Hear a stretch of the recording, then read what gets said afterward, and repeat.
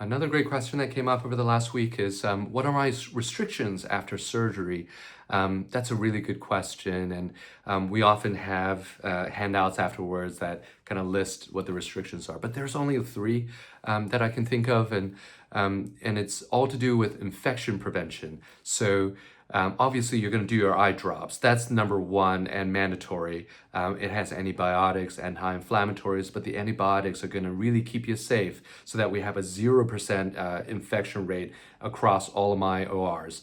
The three restrictions, and we'll go over what are commonly thought of as restrictions but are really not. But the three restrictions are going to be no swimming, no hot tubs, any dirty water around the eyes, or submerging the eyes in water is always a no-no for the first 7 days. 7 days, not 14. 7 days, and if you want to be safe, 10 days. But 7 days, don't go swimming, no hot tubs, don't go into the ocean, don't go into the river. You want to keep your eyes as dry as possible, just like normal.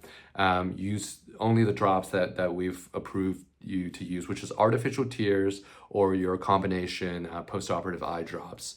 The reason for not submerging your eyes or coming into contact with dirty water is the incisions that we make during the surgeries are going to take somewhere between 2 and 4 days to heal. And so we want to give it an extra, twice as long as that, just to catch any outliers where it takes longer to heal up. So if you can imagine, if the incision hasn't healed and you submerge your eye in water, it's going to equilibrate the pressure gradient between the inside and the outside of the eye. And when that happens, things can freely move back and forth. You want the eye pressure to be higher, so the gradient points in the other direction. So things want to move out rather than go into the eye. Now, another question, we commonly get is, can I wash my face? Can I take a shower? And that's absolutely yes. Running water is fine. You're not submerging your face in water or anything. Running water is just fine.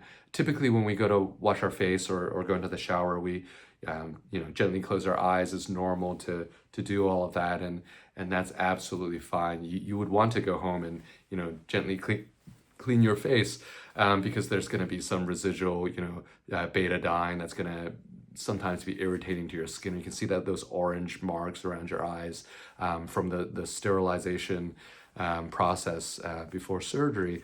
So yes, definitely wash your face gently. If you can avoid getting water into your eyes just simply by closing your eyes, that's always good to do. So the third restriction is no makeup. So makeup, obviously, you're applying something that you've used before for the most part, like mascara. Those brushes, they harbor a lot of germs. And so especially when you go to brush anything on the lid margins, or even, doing makeup around the eyelids, if you sweat and whatnot, it can, inevitably get onto the ocular surface. And, while it's not as risky, in my opinion, as, dirty water, it is still one of those things that, you probably just, nobody wants an eye infection, right? And then, the fourth one is sorry, I said three, but if the first two count as one and two is no makeup, and the third would be to not rub your eyes. Again, those incisions, they're very small. Even if you, I think, vigorously rub your eyes, they're probably through your eyelid. It's probably not going to put, so much direct force right over the incision. It's usually spread out, but you don't want to take that chance because it's not healed. If you gently push on the lip of the incision, there can be a gush of fluid from the eye out of the eye. It could possibly deflate the front chamber of the eye, thereby bring the lens into another position inside the eye, anteriorize that lens, basically knock that lens out of the precise position that we left it. And that matters because some lenses have an orientation to them, and we we do a really fine tuning and fine job in placing that lens just right so that you'll have the best possible chance of a excellent outcome. So rubbing your eyes can always dislodge it, or so don't rub your eyes until that incision is healed, which is again, 4 to 7 days. I would say try not to touch the eyes, vigorously, like rubbing like this, for a good 7 days or so. Beyond that, once the incision's healed, the anterior chamber, it's good.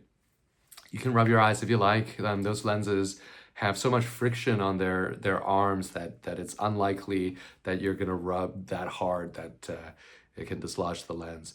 Now, if you have any injury to the eyes, usually, unless it was just really blunt force trauma to the eye or something, I think that lens is going to be just fine. Over the course of about 3 weeks to 2 months or so, that lens gets scarred into the tissue that surrounds it, and I don't think it's going anywhere.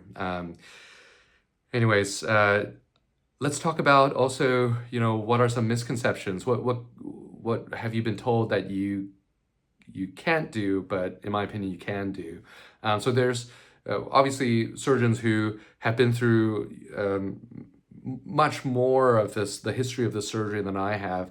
30 years ago, the surgery was giant incisions, like 6 to 12 millimeter incisions, basically cutting the eye almost open in the front, and then many sutures to suture back together. So, back in those days, you don't want to lift anything heavy. You're basically bedbound for a week or something after the surgery. So I think out of those days came the instructions not to lift weights after surgery, not to bear down. But now the incisions are 2 millimeters. They're tiny. That you can, I'd say, safely lift any weight that you typically lift. Obviously, don't take it too far and try to set personal records in the gym. We wouldn't want to go to the extremes, but lifting your baby, lifting your children, things that you normally do should be absolutely no problem. Lifting your pets, your 100-pound dog into the car, I think that's all fine if you are used to lifting those weights. You can do it right after surgery if you wanted to. That should not hurt your eyes at all. Essentially the chambers of the eyes have nothing to do with like the chambers of your your thoracic cavity, where if you're lifting heavy weights and you're bearing down and against a closed epiglottis, things get like, you can have a hernia or something, but you're not going to herniate anything inside your eye. This is a completely different chamber. That's like saying if I bear down, my brain's going to explode. No, it's not possible. But again, the reason I think is just one of those vestiges of surgeons and protocols from 30 years ago that just don't really make sense anymore in modern surgery. What else? You can fly in a plane. There are eye surgeries where you're instructed not to. That's whenever you have a gas bubble inside your eye. Typically, that's a cornea surgery, like a cornea transplant, and a retina surgery.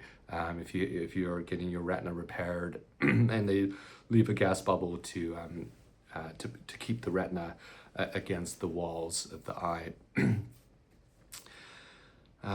Other things.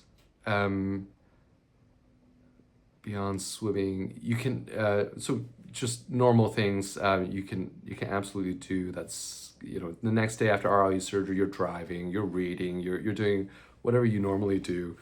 You can exercise, you can ride a bike, you can